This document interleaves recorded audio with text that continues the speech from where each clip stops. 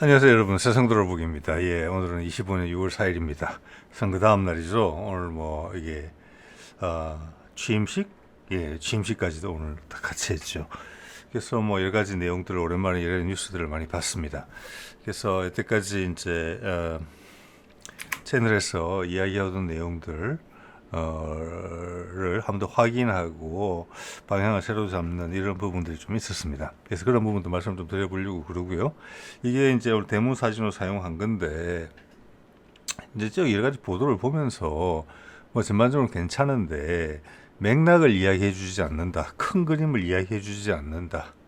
이것은 이제 뭐 예를 들어서 MBC 같은 경우도 구독자가 뭐 560만, 뭐 YTN 같은 경우도 그렇고, 뭐 심지어 보니까 오마이뉴스 같은 경우도 뭐 200만, 300만 되는 것 같더라고요.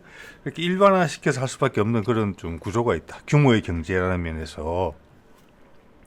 자, 그래서 그들이 좀 놓치는 부분들, 저 같은 이제 개인 채널을 살 수 있는 부분들, 맥락에 대한 이야기를 좀 해보려고 합니다. 그래서 몇 장의 사진을 소개해드리고, 그 사진을 봤을 때 제가 느꼈던 느낌을 말씀드리겠습니다. 이거는 맞네, 맞네, 새로운 생각이네, 이렇게 생각하실 수도 있고, 이건 아니야, 오류야. 예, 그 오류가 있을 수 있죠, 당연히. 그래서 이것은 여러 사안을 보면서 이렇게 볼 수도 있고, 저렇게 볼 수도 있겠구나. 제 채널 제목처럼 돌려보는 거죠. 예, 거기서 오는 맥락, 그는 어떤 게 사실이고 어떤 게 거짓이다, 이런 분석적인 논법으로 뭐 이해관계를 따지기는 좀 그렇고요. 전체적인 시야를 좀 넓히시는데, 그리고 여러분도 여기까지 오셔서 이런 채널의 긴 영상을 보시는 분들이라면 세상이 흘러가는 데 있어서 자신들의 어떤 본인들의 주관이 있으신 분들이라고 생각을 합니다. 거기에 도움이 되시리라고 봅니다. 예, 어차피 뭐 남의 말을 100% 수용하지는 않으시잖아요. 저도 마찬가지입니다. 예. 그리고 그런 사람들이 더 많이 남의 말을 수용하지 않고 내 스스로 공부해서 나만의 시야를 가지는 거, 그런 사람들이 더 많이 필요한 세상이 됐습니다. 귀하게 쓰여지실 분들이죠, 다들. 그런 말씀을 좀 드려볼게요. 자, 이 제목 사진 뽑았는데 이게 애매한 사진이 많죠. 예. 자, 뭐 여기부터 한 말씀을 드려볼게요. 좋은 놈, 나쁜 놈, 이상한 놈. 제가 놈자를 붙여서 좀 죄송하긴 합니다만은 그런 걸 강조하는 취지가 있습니다. 이번에 새로 대통령이 당선된 사람도 우리 임명자다, 대리인이다, 5년짜리. 이것을 취임식자를 안 썼더라고요. 그래서 임명식이라고 처음에 하려고 했던 것 같은데, 전례가 없고 좀 어색한 표현이니까 취임 이라고 쓰고 취임 선서 이렇게 쓰더라고. 취임식이라는 표현을 안 했어요. 식자를 쓰기 싫었던 것 같아요. 충분히 동의가 하는 내용이고요. 세상의 흐름과 맞다고 생각을 합니다. 그 행보를 봤을 때. 자, 그런 새로운 대통령을 맞이하는 여기에 3부 요인, 5부 요인, 국회의장, 그리고 대법원장, 헌법재판소장, 그리고 현재 대통령 대리 이 사람들 누가 뭐 좋고 나쁘고 이상하다 이야기는 드리지는 않겠습니다만은 제 짤막한 의견들은 드려보도록 하겠습니다. 자, 이것은 아마 3, 40대 이후의 분들이라면 한 번씩은 다 보셨을 수도 있고 제목이라도 최소한 봤을 영화입니다. 2008년도 영화인가 뭐 그랬던 것 같은데, 좋은 놈, 나쁜 놈, 이상한 놈, 여기서 따온 겁니다. 예. 자, 여기 보면 우원식을 볼까요? 언론에서 다루지 않는 내용이죠. 우원식은 국회의장으로서 민주당 출신의 의원이죠. 지금 이제 개헌과 관련해서 모르겠습니다. 공작집에 나온 내용이기 때문에 보도가 된 것 같은데, 이재명이나 문재인, 노무현 이런 스타일의 사람들이 당선이 되면 편한 게 글로 뭐 인쇄가 되거나 자기 한 말에 대해서 지키려고 노력을 하고 거기에 대한 부담을 피부로 느끼기 때문에 그런 걸 할 때 신중하게 해요. 그래서 이렇게 그들의 생각을 추적하기가 상당히 좋습니다. 미래에 어떤 행동을 할지 예측하기도 아주 좋아요. 윤석열하고 정반대죠.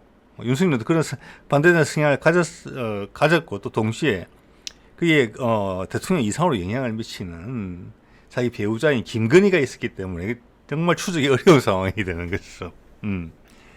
자, 여기 보면 우원식은 그 내란의 규모와 내란의 깊이까지 이해가 되지 않은 상태에서 단지 급하게 대통령 선거를 새로 하게 됐다는 이유로 내각제 개헌을 전제로 한 것으로 짐작이 되는 개헌과 대통령 선거를 연기시키자는 이야기를 했었습니다. 그 다음 무색해졌죠. 전혀 한나라의 대표 정치인으로서 그런 이야기를 할 입장이 아닌데, 누구도 그렇게 비판하지 않아요. 그래서 저라도 비판을 하고자 합니다. 예. 자, 그가 내란의 종식을 위해서 모아서 그 밤에 내란의 밤에 수고한 거 다 알고 있습니다. 그걸 무색해하는 일이에요. 그러면 그 내란의 깊이에 대해서 먼저 파악을 하고 징치할 건 징치하고 뭐가 잘못된지를 알아야지. 지금 그것을 주도한 대통령이 소속된 여당에서 내란 조사를 위한 특검법을 계속 거부하고 있는 상황에서 그들도 고통받고 있는 거야. 민주당 의원들도 고통받아. 다 힘들어해. 이 정치가 너무 힘들어. 정오의 정치를 하고 있어. 대통령제 폐해가 심해. 내각제를 암시하는 개헌을 그 시기에 꺼냈다는 거, 그가 좋은 놈인지 나쁜 놈인지 이상한 놈인지 한번 생각해 보시고, 그 다음 조희대는 여러분 잘 아시죠? 대법원장. 전례 없는 희한한 짓을 했었죠. 그 옆에는 이제 현재 헌법재판소장 대행으로 되어 있습니다. 김형두 재판관이고, 헌법재판관이고, 그 다음 오른쪽은 이주호 경제부총리고 교육부 장관이죠. 뭐 지금 국무총리도 없어지고 경제부총리도 없어져가지고 대행을 맡고 있고 현재 행정부를 대변하죠. 덤덤하고 어느 정도 엮여 있을 수도 있습니다. 자, 헌법재판소장의 표정이 남다르죠. 우원식의 표정. 저는 이 표정, 제가 이 사안들을 볼 때 여러분 이렇습니다. 이것은 나이가 드는 것의 장점이라고 생각을 합니다. 제가 아직 나이가 이제 들었지만 인생의 경험이 누적되고 있지만 아직 노망이 들 정도의 나이는 아직은 아니거든요. 그래서 이런 시기를 거치면서 제 나이가 딱 요때 있어서 인생의 경험도 어느 정도 누적이 되고, 대신 아직 너무 늙어가지고 생각을 정리할 힘이 떨어지는 그런 상황도 아니고, 자, 그런 시기에 우리 세상의 국면이 이런 국면을 만나서 오늘 새로 임명된 대통령도 이야기합니다. 대전환 국면이라고 동감하는 바이거든요. 예. 그런 것을 제 인생의 운이라고 생각을 합니다. 제 오른쪽은 성함 이름이 뭐더라? 예, 제가 노태악 선관위원장이죠. 자, 이 사람들 각자 입장이 다 있을 거예요. 여기서 노태악하고 김형두하고 조희대는 전부 다 재판관 출신입니다. 그죠? 그러니까 어떤 그런 분위, 그리고 그들의 생각이 자신도 다 다를 거예요, 입장이. 그래서 이게 되게 오묘했다. 신임 대통령이 와서 악수를 하는 과정에서 그들의 표정이 어땠을까? 많이 다르리라고 봅니다. 뭐 김형두는 여러분이 짐작이 되실 거고, 나머지 사람도 상당히 애매했다. 노태악 같은 경우는 잘 넘어갔다. 큰 무리 없이 선거를 운영했기 때문에 크게 슬픈 쪽은 아닐 것이다. 그렇지만 그 외 3명은 입장이 상당히 애매할 것이다. 그 정도 차는 있겠지만 이런 말씀을 제가 드리는 거고요. 자, 그 다음 해외 반응을 한번 볼게요. 여기 왼쪽 거부터 볼게요. 이재명 실용주의에 중국은 기대, 일본은 우려다. 일본 우려, 이건 예전부터 나왔죠. 일본 현상 유지가 좋다. 즉 윤석열 대통령이 있을 때 일본은 편했다라는 이야기를 한 겁니다. 여러분 아주 단순하게 생각해 봅시다. 우리는 불편했거든요. 엄청나게 많이 생각이 있으신 분들은, 생각이 많으신 분일수록 그렇게 생각하셨을 겁니다. 거기다가 윤석열이 이제 헛발질을 하는 바람에 친일파의 뿌리를 가지고 있는 많은 사람들이 나타났죠. 그들이 이번에 내란 조사를 본격화하게 되면은, 제가 제목에서 적었지만 이번 내란 조사는 국가를 바로 세우는 일이고, 예전에도 그런 말이 있었죠. 세상이 태평성대가 오면 나라님이 누군지를 모를 정도다. 그건 현재도 적용되는 말이라고 봅니다. 저건 뭐냐? 우리의 상식과 법이 일치되면 되는 거거든요. 그리고 내가 이렇게 하면 법을 지키면 손해를 보지 않는다라는 거, 우리 기본에 깔려 있잖아요. 그게 서로를 위하는 마음이. 그거하고 법이 계속 어긋나더라도 우리는 참으면서, 몇몇의 배신자가 나오긴 하지만 그 양심의 가책을 그냥 손해로 감수하면서 버텨오는 사람들이거든요, 우리가. 그래서 우리가 이 정도의 민주주의를 하고 있는 겁니다. 자, 그 대표적으로 그것을 그런 대중의 착한 마음을 해먹던 사람들이 친일파의 뿌리를 주로 가지고 있었다. 그들이 다 드러났죠. 윤석열의 덕택으로. 일본은 초조해지는 것은 분명하고 국제적인 위상도 좋아지지 않았고 트롱순 같았던 자민당의 위상도 흔들리고 있습니다. 제가 봐서 중국은 기대할 건 별로 없다고 봅니다. 저거는 적으려고 그냥 제목 만들려고 적은 것 같아요. 왜냐? 지금 좀 이따가 이재명의 새로운 신임 대통령의 국가안보실 국정원 또 뭐 외교관 오늘 외교 쪽은 임명을 안 했지만 그들의 그 인선의 흐름을 봤을 때 그리고 이재명의 언급을 봤을 때 문재인부터 이어져 오던 그렇다고 뭐 바로 적이 돼서 싸움을 하는 뜻 절대 아닌데 여러분 오해 안 하시겠죠 당연히 한반도 소통을 사이에 두고 미국과 거래를 했다는 건 분명합니다. 네, 그 기조는 계속 이어지고 더 강해지면서 이제는 김대중의 그 뭐죠? 햇볕 정책으로 시작된 게 노무현, 문재인, 이번에 이재명이 되면서 이제는 성과를 딸 때가 됐어요. 세상의 변화가 지금 맞거든요. 그걸 이재명이 알고 있다는 느낌이 온단 말입니다. 인선을 통해서 보여준 것도 그렇고 그가 얼핏 비출 때 말을 비출 때 오는 느낌도 마찬가지예요. 중국은 여기에 대해서 별로 기대할 게 없습니다. 우리한테. 그렇다고 우리가 바로 중국하고 원수지간 될 거 아니에요. 규칙만 지키면 아무 일이 없어요. 일본하고도 마찬가지예요. 그러면서 서서히 바뀌어가는 것입니다. 자, 이재명이 대통령이 당선되자 미국이 한미동맹은 철통이고 한국 대선은 공정했다. 이런 말 해줄 필요 없잖아요. 저는 이런 표현을 볼 때마다 무엇을 느끼느냐 하면은 우리가 생각하는 것 이상으로 미국이 걱정을 많이 한다. 그리고 그 걱정은 항상 근거가 있다. 우리가 너무 좋다고 지금 막 입이 해벌레해서 좋아하는 거 아닌가 이런 생각을 해버려야 된다라고 생각이 듭니다. 왜냐하면은 며칠 동안 그런 일이 있었죠. 저도 뭐 그런 경고를 계속 했었습니다만 이번에는 뭐 부정선거 문제는 아무것도 없었지만 지금 김문수가 당장 어제 승복선언을 하고 오늘 벌써 활동을 재개를 하는 것 같아요. 보니까 자, 이것은 윤석열이 윤상현을 임명했을 때랑 똑같아요. 김문수를 고리로 삼아서 당을 장악하겠다는 거예요. 그게 자신을 그렇게 해서 생존을 하겠다는 거예요. 그 게임은 아직 안 끝난 겁니다. 그래서 예, 물론 행정부를 새로운 대통령이 장악을 했기 때문에 많이 어려워졌겠지만 움직일 수 있다고 저는 보고요. 그래서 한국 대선이 공정했다. 여기에 대해서 인정을 해주고 있는 거잖아요. 꽝꽝꽝 이렇게. 그런 셈이거든요. 이것은 뭐냐? 그들이 아직도 불안해하고 있는 부분이 있다는 이야기예요. 한반도 상황에 대해서, 남한의 상황에 대해서. 우리 아직 모르잖아요. 내란 조사 지금 하겠다고 그러잖아요. 그럼 특검이 들어갔다. 그러면은 지금 이재명도 이야기하는 것지만 외환 유치죄에 대한 그가 유세 과정에서 여러 번 이야기를 했습니다. 반드시 캔다는 거예요. 당연히 캐야죠. 민족 동족 상전에 우리는 북한이 살짝 때려줬으면 좋겠다 하면서 우리 계엄령해야지. 이건 우리 생각이고 그게 전쟁으로 비화되면 어떻게 할 거예요? 6.25 때 남북에 죽은 사람이 몇 명입니까? 외세까지 다 끌고 들어가고 우리는 그냥 박살났잖아요.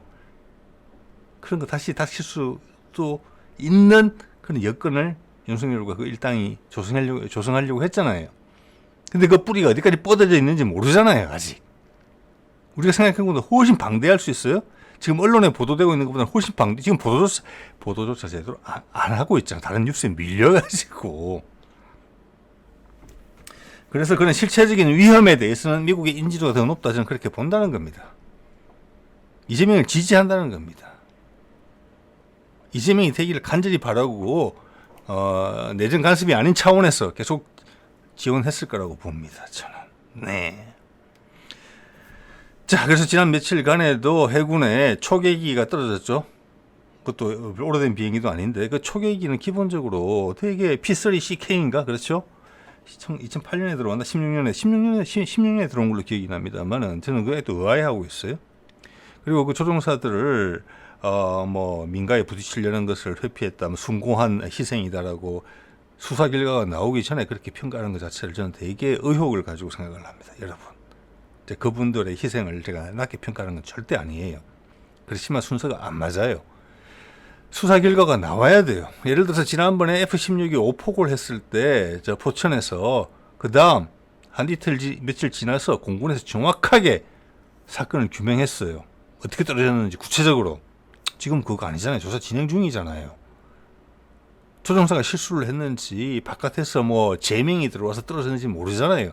그 비행기 자체는 저공으로 오랫동안 대잠 투색을 하면서 해상에서 저속으로 오랫동안 안정적으로 떠다닐 수 있게 디자인된 비행기거든요. 그 비행기의 특성 자체가 저는 그게 떨어졌다는 자체가 의혹스럽다는 거예요. 유일한 사건이잖아요. 그래서 그걸 빨리 어떤 영웅화 시키면서 구체적인 조사에 대한 내용이 묻혀가는 거 아닌가 이런 의혹을 가지고 있고요. 예, 왜 언론이 처리하는 과정을 봤을 때 그런 생각을 한다는 것입니다. 그리고 지하철 방화, 그거는 대형 참사가 날 수 있었어요. 예전에 대구 지하철 3사 때처럼 불 잘 붙는 의자 같은 게 있었으면 불 크게 났을 수 있어요. 거기가 지금 여의 나루역에서 마포역 가는 사이니까 한강 바닥 밑이에요. 그게 불 났으면 끝장나는 거예요. 거의 몇백 명 타고 있었죠. 외국인들도 있었어요. 애들, 한국에 놀러 온 애들도. 그런데 이혼 소송에 자기가 손해를 봤기 때문에 홧김에 불을 질렀다 60대 남자가 판결에 불만을 품었으면, 그러면은 판사나 법원에 가서 해코지를 해야 되는 거예요. 지난번 서부지법 기습 사건처럼. 아니면 면전에서 판사의 얼굴에다가 뭘 집어 던지든지 그래야 되겠죠. 왜 대중들을 상대로 그래요? 그게 제정신입니까? 아니죠. 자, 그것도 저는 의혹을 가지고 있다는 겁니다. 자, 그 정도 말씀드리고요. 여보, 선거 판세를 한번 볼게요, 기술적으로. 왜냐하면은 처음에 출구조사하고 많이 틀렸어요, 이번에. 51.7% 오정이는 뭐 39점 얼마 뭐 이랬죠, 김문수는. 근데 결과적으로는 차이가 훨씬 좁았어요. 반 정도밖에 안 됐나? 예, 그래도 뭐 낙성은 낙성이고 압성은 압성입니다만은. 자, 이 KBS 조사 그때 볼게요. 3,000명의 대상으로 한 거예요. 이재명 49%. 이거 맞아요. 이번에 49.7인가 뭐 그렇죠. 김문수가 이거보다 훨씬 높게 나왔어요. 40% 넘었잖아요. 그죠? 자, 이거는 김어준이라는 여론조사 꽃에서 나온 거예요. 여기도 그래요. 이게 거의 변동이 없었거든요. 48.9%고 김문수 30.8%. 이게 KBS 조사랑 비슷해요. 이것은 막판에 저쪽에 보수 진영의 표가 소위 말해서 윤석열을 지지하는 표가 늘었다는 겁니다. 그 늘은 표는 뭐냐면 기본적으로 윤석열 탄핵을 반대하는 표가 35%에서 40%는 됐었어요. 그렇지만 지금 이제 예를 들어서 주로 경북이나 대구 쪽은 이런 게 있는 거죠. 아직 지역 감정이라는 색깔이 좀 있고, 이성적으로는 나는 안 그래. 여러분도 인생에 있어서 그런 경험 있으실 거예요. 경상도 출신이신 분은 내가 처음으로 부모님, 형제, 친척들과의 의견과 다르게 나는 논리적으로 이쪽을 찍어야 되겠어라고 찍었을 때 그 부담감이 있어요. 손가락이 저절로 다른 번호로 가려고 할 정도로. 그래 마지막에 이명박 박근혜가 다 나섰죠. 그거에 효과가 있다고 봅니다. 근데 이것을 비극적으로 본다. 그 지역을 뭐 타박하는 거 마음을 어느 정도 이해를 합니다만은 큰 변화는 있었다고 봅니다. 왜? 앞으로 세상이 지금 그럼 다시 박근혜로 돌아가나? 또 이명박으로 돌아가나? 저쪽은 전혀 안 변하겠네? 아닙니다. 여러분부터 변할 겁니다. 지금 대전환 시대라고 이야기를 하잖아요. 그게 제 채널에서 말씀드리는 내용이기도 하고, 새로 신임 대통령도 그 말을 이야기를 했고, 그가 한 초기 인선을 봤을 때 그런 흔적이 강하게 보입니다. 당장 지금 세상의 변화가 엄청나게 빠른 시기거든요. 그것을 제가 저희 이제 채널에서 많이 다루지만, 심지어 G7의 많은 국가들은 우크라이나전, 러시아 전쟁 이런 걸 봤을 때 그의 지도자층이 지배층이 그들이 이제 지도자층이 아니고 지배층이라는 걸 이야기해주고 있는 거예요. 어디서 보니까 언론에서 그런 이야기를 하더라고요. 저도 그 말을 얼마 전에 썼던 것 같은데, 지배자냐 지도자냐. 세상의 대부분은 지배자입니다. 현재 리더는 민주주의라는 어떤 자아도취적인 환각상태 속에서 그들은 지배하고 있어요. 우리는 지도자인 줄 알고 있는데. 자, 그런 뭐 유럽에도 다 이제 관통이 되거든요. 자, 거기다가 이제 중국은 되게 비대해져 있고 경쟁 구도로 하는 상황에서 그 시스템이 유지가 되고 있고, 그런 상태가 계속 패권 구도가 유지되길 바라고 있는 상황이에요. 그런 상황에서 미국을 이기길 바라는 것이고, 미국은 몰락하는 과정에서 트럼프라는 사람이 등장을 해가지고 푸틴의 어떤 제안을 받아들여서 다극화 사회라는 슬로건을 갖고 나오면서 미국을 전쟁 없이 정상화시키려고, 어떻게 보면 정상화시킨다기보다는 연착륙시키기 위해서, 지금보다는 훨씬 입장이 안 좋아지긴 할 겁니다만은 체감이 잘 안 되게 서서히 안정화시키려고 노력하는 것이죠. 거기에 한반도가 핵심적인 역할을 하고 있다.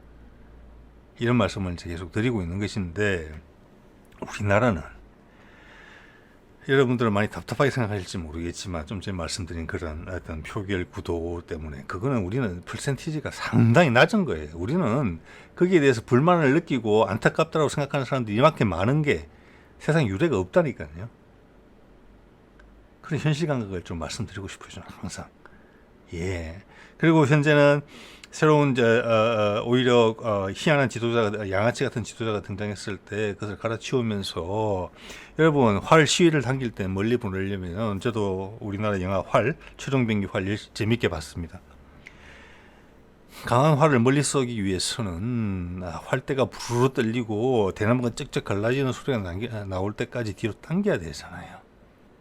활이 부러질 것 같은 느낌이 올 때까지, 진짜 화살을, 두껍고 강한 화살을 멀리 보내기 위해서는. 그래서 제가 윤석열이 마중물이라고 한다는 겁니다. 그 친일파들 다 도드라졌잖아요. 어떤 놈이 나쁜 놈들인지, 좋은 놈들인지, 이상한 놈인지. 그렇죠. 이상한 사람은 괜찮아요. 우리 폭을 넓혀주는 거니까. 나쁜 놈은 골라내면 되는 겁니다. 그만큼 준비가 된 나라가 이게 우리밖에 없어요. 자, 그래서 이재명이 선택할 수 있는 옵션은 되게 많아요. 물론 여러 가지 도전도 많을 겁니다. 그 도전은 새로운 도전일 것입니다. 우리는 준비가 됐어요. 윤석열 경험해 봤기 때문에. 그래서 그런 점이 있고, 또 지금 내란 조사가 들어가게 되면은 현재 빙산의 일각에 불과했던 내용들이 몸통이 드러나게 된다면은 우리가 많은 것을 새롭게 보게 될 겁니다. 자, 그게 지금 표심이 결정된 것은 그 주저주저하는 마음이 이제 없어지게 될 거예요. 자동으로 내 손이 이리 가는, 내 이성과는 다르게 그런 부분들이 급속도로 줄어들 여지가 있는 거예요. 일단 당장 내년에 지방선거가 있잖아요.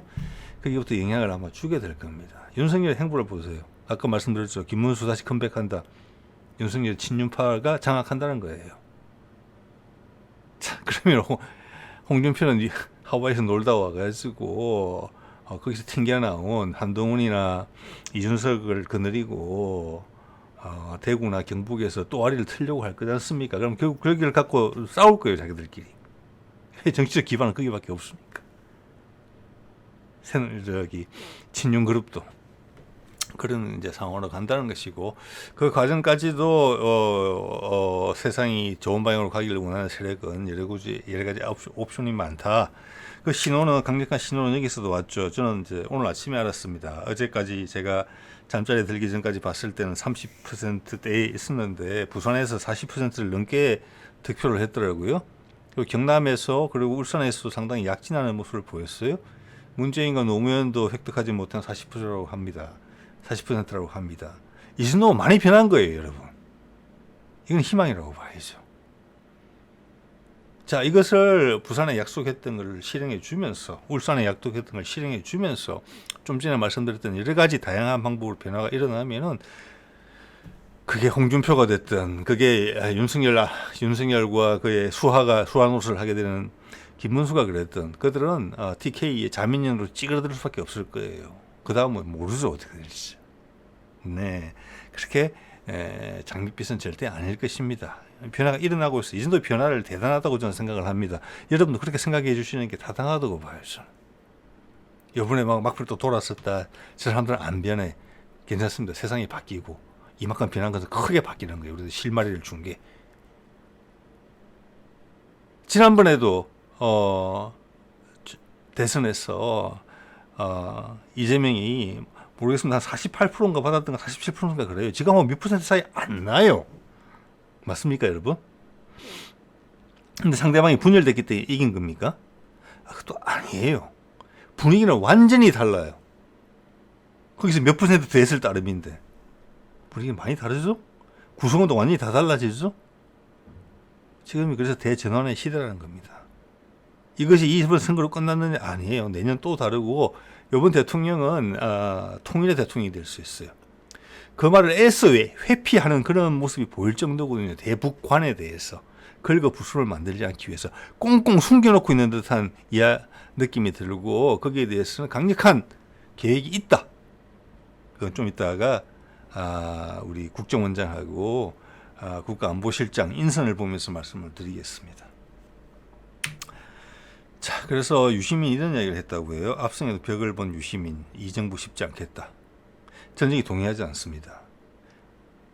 쉬울 거다? 이렇게 생각하느냐? 그 말씀 드리는 거 아니에요. 노무현 때 쉬웠습니까? 문재인 때 쉬웠습니까? 절대 안 그렇습니다. 예, 어려움은 당연해요. 아까 말씀드렸잖아요. 대통령제를 유지한다는 게 국회의원들 어려운 거예요. 유시민도 그럼 쉽게 코 풀려고 생각했다는 것입니까? 압도적인 승리를 통해서? 그러려면 좋겠지만 그렇게 결과가 그렇지 않잖아요. 그럼 지금 결과가 현실적이라는 거예요.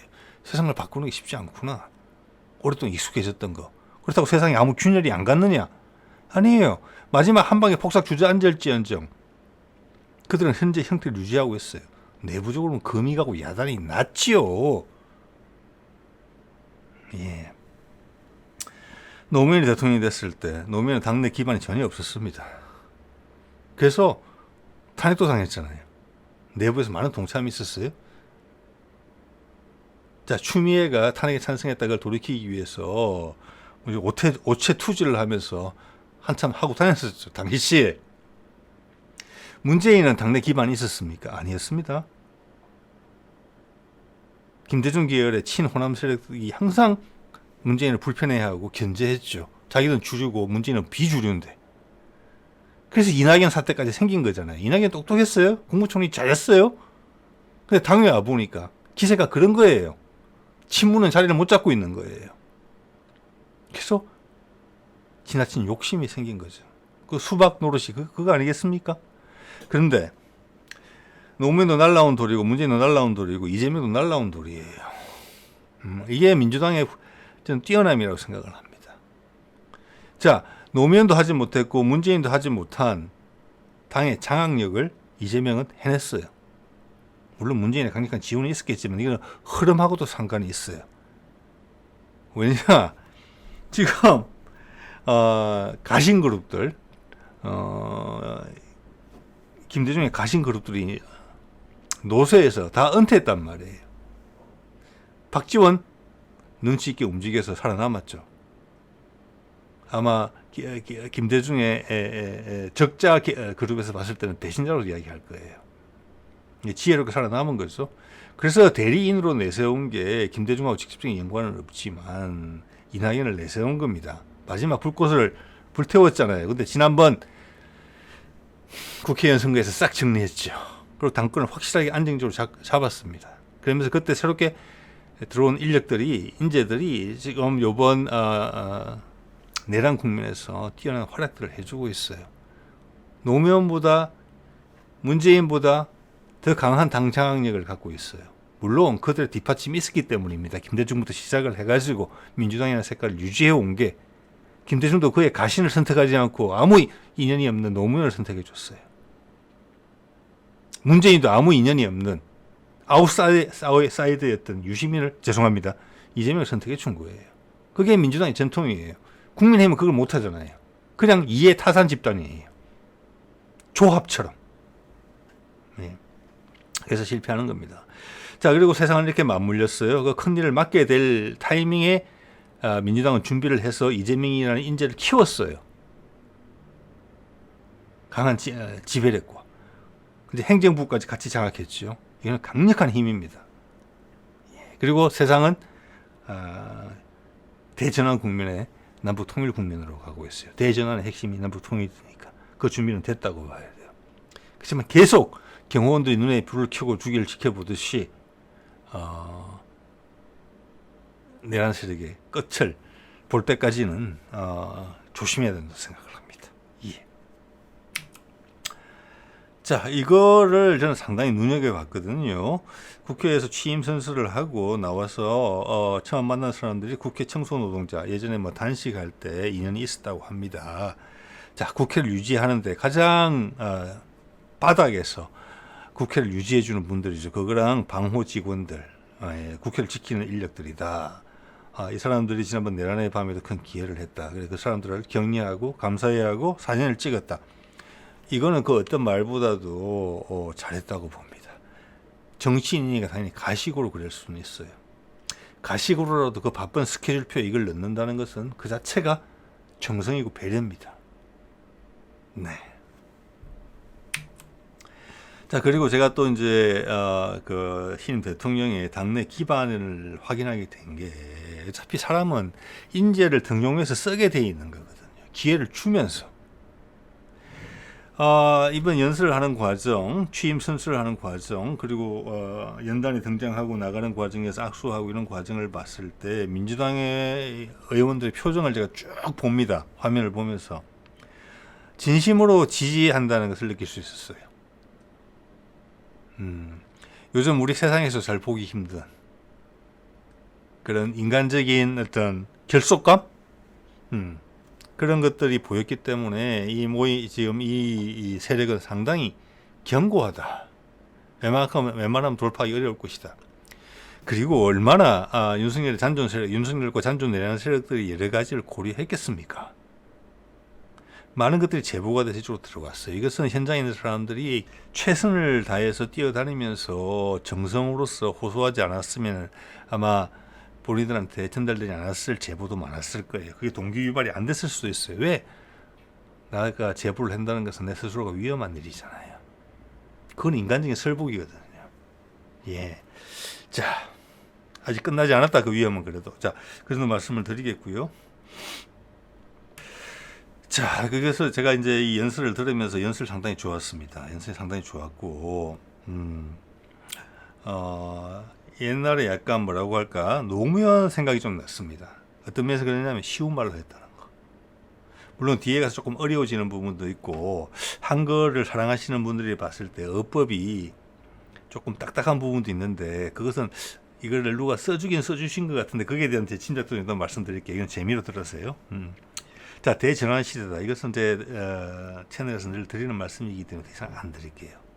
자, 그 극점에 우리나라에서 제일 희한한 일이 발생하고 있잖아요. 우크라이나전 종전과 이것은 바로 연동이 되어 있습니다. FPV 드론이 나가가지고 다수의 러시아 전략 폭격기들을 격파를 하고 러시아는 이스칸다르로 반격을 하고 그래서 뒤죽박죽 되는 것 같지만 그 방향으로 그냥 가고 있다고 봅니다. 물론 안 될 수도 있어요. 하지만 그 방향으로 가요. 그에 대해 저항하고 밀고 간다. 이런 거라고 생각하시면 돼요. 우리도 휴전할 때, 휴전 협상할 때 백마고지 전투니 가장 치열했던 전투가 벌어졌다는 걸 여러분 기억하셔야 됩니다. 예. 그리고 지금 가자에서 미국이 네타냐후를 이제 신경 안 쓰잖아요. 후티하고 좀 이따가 이제 이란하고도 협정을 맺게 되면은 이스라엘의 운명도 찌들지 모릅니다. 우리는 지금 윤석열이 일단 정리를 했어요. 물론 완벽하게 제거된 건 아니지만 그를 감옥에 보낼 때까지는 그걸 잔존 세력들까지 다 뽑아낼 때까지는 아직은 아니지만 일단 좋은 방향으로 가고 있다는 것은 분명합니다. 자, 여기서 이야기를 다 해요. 이런 표현을 괜찮더라고요. 저는 아무리 값비싼 평화도 전쟁보다는 싸다. 100% 동감입니다. 문재인이 이야기했던 평화를 지키는 힘이죠. 왜 우리가 국방력을 그때 신장을 하니까 문재인이 그 말을 후반부에 했는데 그 한 이유는 분명합니다. 군에서 자기가 가진 힘을 만끽을 하면서 이걸로 내가 어떻게 해볼 수 있겠다. 무서움이 없다. 북한에 대해서도. 이런 군 내에 그런 기조를 감지했기 때문에 현재 정권에 대해서도 문재인이 그런 말을 했다고 생각합니다. 평화를 지키려는 힘이다. 전쟁을 하려는 힘이 아니다. 그런데 그것을 윤석열이 차고 들어와가지고 그걸 부추긴 거 아니겠습니까? 예. 여기서 우리 핵무기만 있으면 북한 갈아 마실 수 있다. 근데 미국의 입장이 바뀐 거잖아요.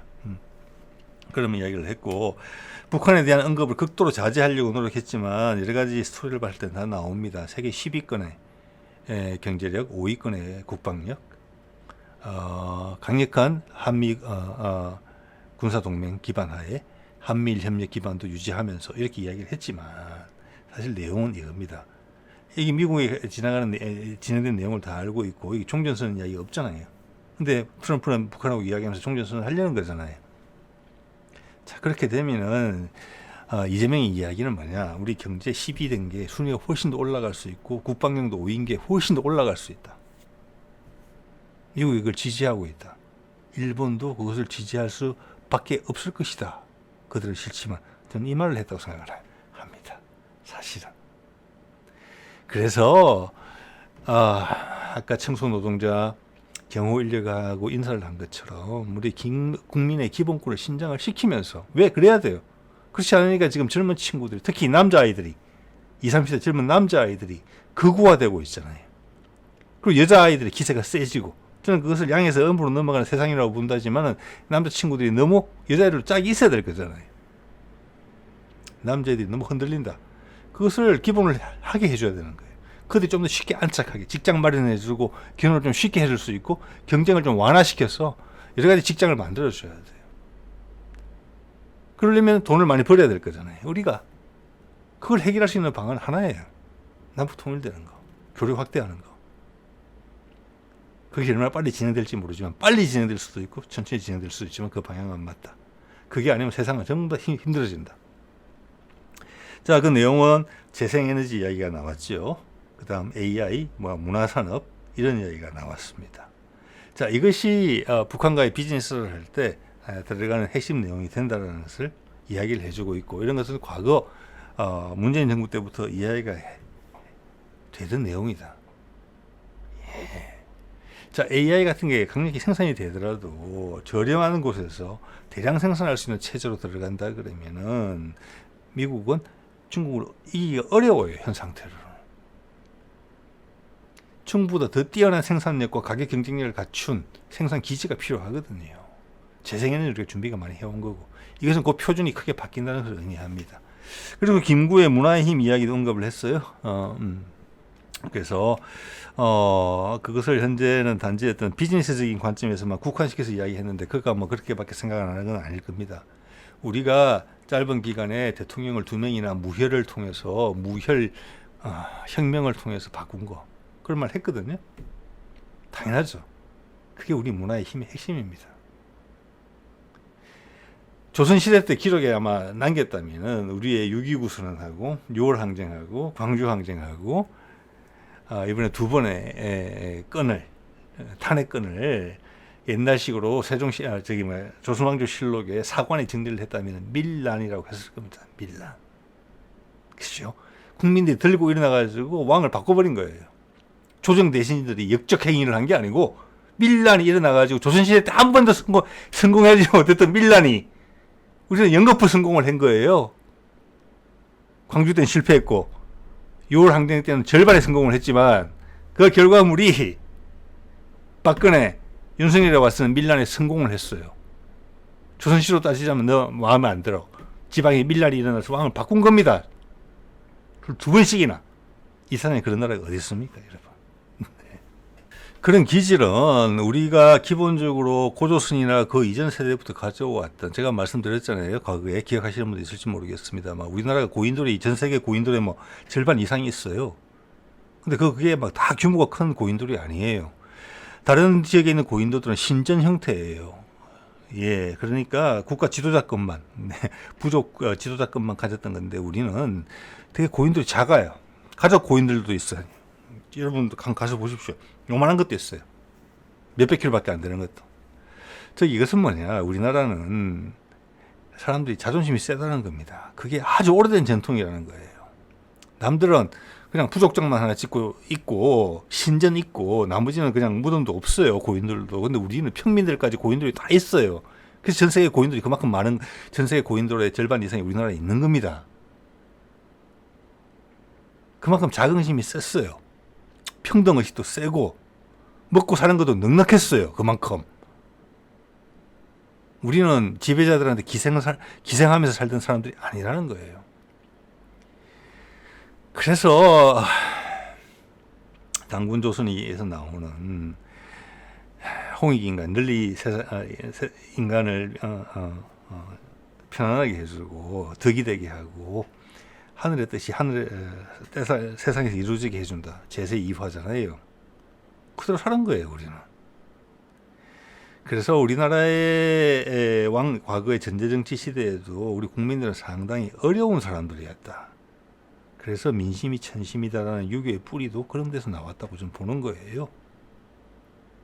네. 왜 우리가 가장 앞선 문화를 가졌고 그게 중국으로 넘어가기, 중국 사람 정리하기 전에 그 뿌리가 다 거기서 온 거잖아요. 공자가 이야기한 것처럼 동인은 군자의 나라다. 그 말이 그 말입니다. 그래서 외국에서 우리를 침입해서 우리가 무기력했을 침입을 당했을 때도 우리 민초들은 엄청나게 다루기 어려웠을 거예요. 예, 그렇습니다. 우리가 되게 기가 센 민족이라는 걸 느끼셔야 돼요. 그래서 지금 정치인들이 하는 이야기, 이번에 보니까 이재명 그런 얘기를 하던데, 식민지 세를 이제 벗어나서 경제 개발을 통해서 이만큼 살게 된 나라가 우리밖에 없다. 맞지요? 그래서 우리가 대단하다. 그 말도 맞지요? 근데 제가 항상 그런 말 들으면은 한마디 더 덧붙이고 싶어요. 제가 쭉 들었던 말씀이에요, 지금. 우리는 옛날부터 그랬다. 조선시대는 우리 최악의 조상들이 만든 나라 중에 특히 조선 중기 이후에 병자호란, 임진왜란 이후에 몇백 년은 그냥 처참한 수준이었다, 우리가. 그걸 기준으로 생각하면 안 된다. 우리가 몸으로 보여주고 있잖아요. 옛날부터 쭉 그래 살아왔다. 그래서 박정희가 수천 년의 가난을 해소한 사람이다. 과연 그렇다면 우리가 박근혜를 밀란을 일으켜서 쫓아낼 수가 있겠습니까? 그 힘은 어디서 나왔을까요? 왜 여러분 사회학자들과 역사학자들은 그런 정신적인 부분을 분석하지 않았어요? 미국이 아니면 우리는 독립도 못했을 거다? 아닙니다. 이제 저는 완전히 믿습니다. 어떻게든 독립했을 거예요. 다른 방식으로든지. 왜? 우리는 창씨 개명을 하든 일본말을 가르치든 두드려 패든지 아니면 유화 정책을 쓰든지 다루기가 어려운 사람이거든요. 지금까지 일본을 싫어하잖아요. 똑같은 일본 식민지 생활을 했던 대만은 일본 좋다는데 지금. 정오심이 오래 가요. 우리 자존심이 많이 상했어요. 그것은 우리 자존심이 엄청나게 크다는 겁니다. 몇천 년간 가난하게 살아왔던 국민들이 그런 자존심을 세울 기회가 어디 있었던가요? 그래서 제가 세계에서 가장 많은 심지어 아기용, 가족용 고인들도 있는 우리나라를 이야기하는 것입니다. 이거는 충분히 우리가 뒤집어서 봐야 돼요. 앞으로 많이. 자, 문화의 힘이라는 게 그런 것이고요. 우리는 현재 밀란을 성공을 시키고 있는 것입니다. 전 세계 민주주의의 최고봉을 가고 있는 거예요. 우리가 표준을 만들고 있는 거예요. 그게 다시 우리의 문화산업으로 가서 뿌리가 되는 거예요. 그게. 예. 그래서 이재명이 말하는 것처럼 그렇게 결론을 내지 않았지만 기존도 경제 시비, 군사력 오인데 이런 것들이 이루어져서 북한과 소통에 대해서 새로운 세상으로 순리 있게 가면 거기다 우리가 능동적으로 개입할 겁니다. 이제는 그 이야기 하는 거라고 보거든요. 우리는 세계의 리더 국가가 될 수 있다. 3위 내의 국가가 될 수 있다. 이렇게 이야기하는데 그것은 이제 조금 부드럽게 표현한 것이라고 생각을 합니다. 또 하나 이제 관심이 가는 부분은 이런 말을 했어요. 세월호, 이태원, 그리고 지금 지난번에 충청도 몇 년 전에 있었죠. 지하도 침수 사건 나가지고 물 잘못 빼가지고 사람들 열 몇 명 돌아가셨는데 그게 대해 원인 규명을 하겠다 이렇게 이야기했어요. 그래서 저는 이거에 대해서 상당히 신선하게 보는 부분은 이태원하고 충청도의 그 지하도 침수 사건은 윤석열 정부 때 생긴 일이지만 이게 세월호를 꺼냈어요. 세월호. 엄청나게 의미심장하다고 봅니다. 그래서 저는 감히 이거 세월호를 조사를 한다는 것은 뭐냐면은 저도 채널에서 꾸준히 그런 의견을 드리고 있습니다만 이것은 박근혜 정부가 미국을 관여시킴으로 해서 손 안 대고 북한을 징벌하려고 했던 그 단초로 보거든요. 예. 그래서 지금 이재명이 이야기를 했다는 것은 세월호의 진실에 대해서 알고 있고 그것을 아주 전략적으로 중요한 시점에 그 희생자들의 넋을 위로한다. 그 넋을 위로하는 것의 핵심은 진실을 규명하는 것이거든요. 그래야지 죽은 원혼, 억울하게 죽은 300여 명의 어린 원혼들이 위로받을 거잖아요. 수천 명의 가족들 당연히. 그것이 이 흐름과 일맥상통하기 때문에 뜬금없이 세월호가 저기 들어갔다고 생각합니다. 네. 자, 이것은 거꾸로 생각하면 남북 관계 개선이 지금 핵심적인 상황으로 들어가 있다. 이게 세월호라는 글자가 들어갔다는 게 엄청나게 의미가 있다고 생각합니다. 무한공항은 안 들어가잖아요. 그거는 조금 더 시간이 더 있어야 돼요. 무한공항은. 네. 여기에 내란 세력들이 뭔가 또 일을 벌이게 된다면은 무한공항 이야기까지 나올 거라고 봅니다. 예. 자, 이게 보면은 이제 오늘 총리, 국정원장, 비서실장 이야기를 했는데 아까도 말씀드렸다시피 그래서 오랫동안 준비가 되어 온 게 이제 꽃을 피울 수 있는 단계에 와 있다. 이게 세상의 흐름에 대한 문제고 김대중, 노무현, 문재인, 이재명이 거치면서 거기 적절한 그 상황에 맞는 일들을 해왔다. 이재명이 현재 가진 장악한 당에 대한 장악력도 앞에 좀 준비가 있었기 때문에 될 것이다. 저는 그렇게 보거든요. 즉 이것은 민주당의 체질이 완전히 바뀌었다는 거예요. 한 세대가 지나면서 김대중의 가신 그룹이 물러나면서 민주당이 새로 재탄생시킨 거예요. 그 과정에서 노무현과 문재인이 힘들었죠. 이재명도 물론 자기 노력으로 인해서 이걸 획득한 겁니다만은 흐름으로 봐서는 그렇다는 겁니다. 네. 자, 여기서 국정원장이 이종석인데 여기는 노무현 때 통일부 장관을 했던 사람이고 NSC 국가안보위원회 사무처장을 했던 사람이고 실제 전략가였어요. 주로 아이디어를 내는 제 자료를 보니까 그래요.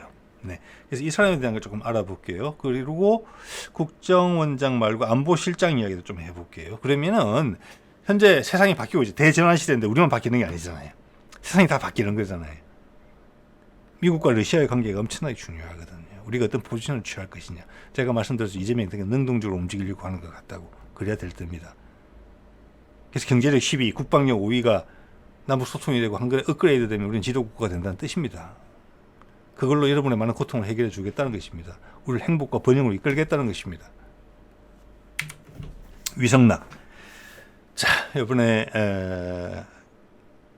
국가안보실장이 된 사람이죠. 이 사람을 이력을 보면은 뭐가 되냐면은 전문 외교관 출신이에요. 외무고시 출신이고 여기 보면은 저한테 딱 눈이 오는 게 뭐냐면은 주 러시아 대한민국 대사관 주 러시아 대사를 했어요. 외교통상부 한반도 평화교섭본부장을 했어요. 남북 대화하는 거. 그 핵심은 이제 북한이 거는 지금 이제 뭐라고 할까 협상거리는 이제 비핵화라는 부분이 있는 것이죠. 그다음 미국 한국 대사관 정무공사를 했고 외교통상부 북미국 국장을 했어요. 영어는 잘할 것 같습니다. 그래서 박지원이 이렇게 표현하더라고요. 미국통이다. 그 미국통인 건 확실해요. 미국통이자 러시아통이에요. 북한하고도 이야기했어요. 오랫동안. 자, 흐름을 다 알고 있다는 겁니다. 또한 나이가 지금 71살이에요. 54년생이니까 나이 많잖아요. 그러면 김대중, 노무현, 문재인 그치면서 그게 다 누적이 돼 있다는 겁니다. 예. 그래서 이것을 봤을 때 이재명의 외교에 관련된 입장은 이미 나왔다고 봅니다. 예. 자, 이게 뭐 북핵 전문가 위성락 전 주 러시아 대사라고 주요 이력을 소개하던 시절도 있었어요. 지금 박지원이 미국 전문가라고 하는데 미국 전문가는 우리나라에 많을 겁니다. 아마 러시아 전문가는 드물 거예요. 자, 그러면서 북한과도 오랫동안 협상을 해본 사람이다.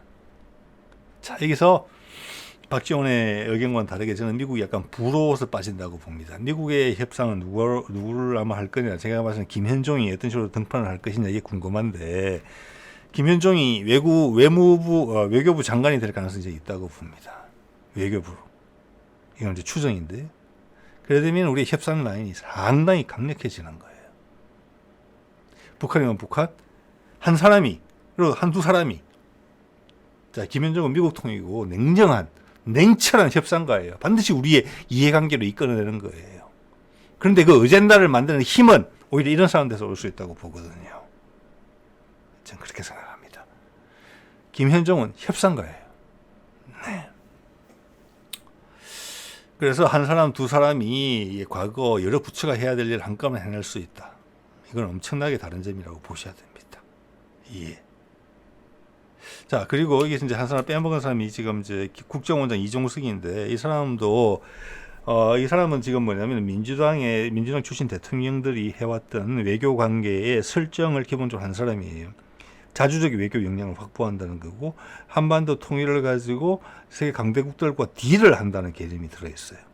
우리 스스로 크면서 우리가 종속돼 있는 게 아니고 지금 윤석열 정부나 윤석열을 지지하는 세력들은 딴판이죠. 미국의 우산이 있어야 된다. 거기다 친일파들까지 지금 윤석열 때는 올라타가지고 일본의 도움까지 받아야 된다. 그들은 우리를 이용하려고 하는데 특히 일본 같은 경우는. 그렇죠? 자, 그런 것에 반하는 어떤 자주적인 외교를 하면서 유연한 외교를 하겠다는 거예요. 이재명도 그걸 강조하더군요. 유연함. 맞아요. 이때까지하고 달라져야 되는 거예요. 우리의 목표를 이루려고 하면서 세상은 급격하게 바뀌니까, 즉 유연하다는 것은 적과 아군이 혼미해진다는 거예요. 또 적극적인 점에서 해석을 하자면 우리가 적과 아군의 라인을 새로 짜겠다는 거예요. 우리가 그럴 힘이 있다고 봅니다. 그만큼 우리 몸값이 올라와 있다는 의미이기도 해요.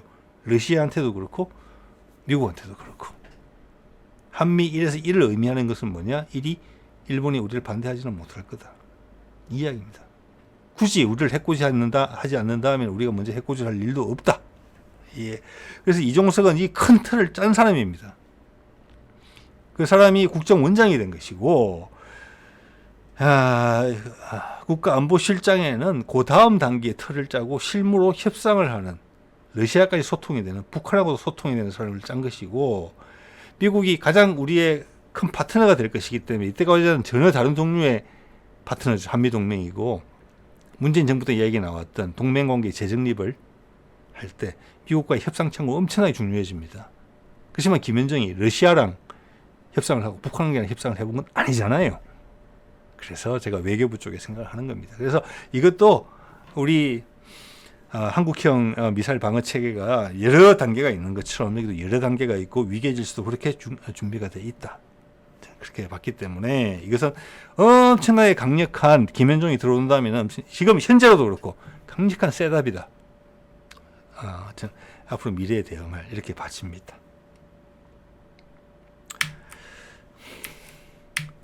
자, 그리고 지금 이제 이번에 선서에 온 사람들인데요. 현 정부가 아니죠. 윤석열 정부의 내각들입니다. 자, 정치보복 이야기가 나오면서 일부에서는 뭐 좌도 아니고 우도 아니다, 다 포용한다고 하지만, 그래서 포용하기 위해서는 내란조사, 법을 어긴 부분은, 그러면은 뭐 소위 말해서 우파는 법을 어겨도 되고 좌파는 법을 어기면 안 되고 이런 건 절대 아니잖아요. 그리고 국민들이 법만 지키면 유리하고 행복하다. 그리고 국가에 도움이 된다. 좀 불편하더라도 믿고 지키자. 이런 분위기를 만들어야 되지 않겠습니까? 우리가 되게 잘해가고 있지만 더 해야 돼.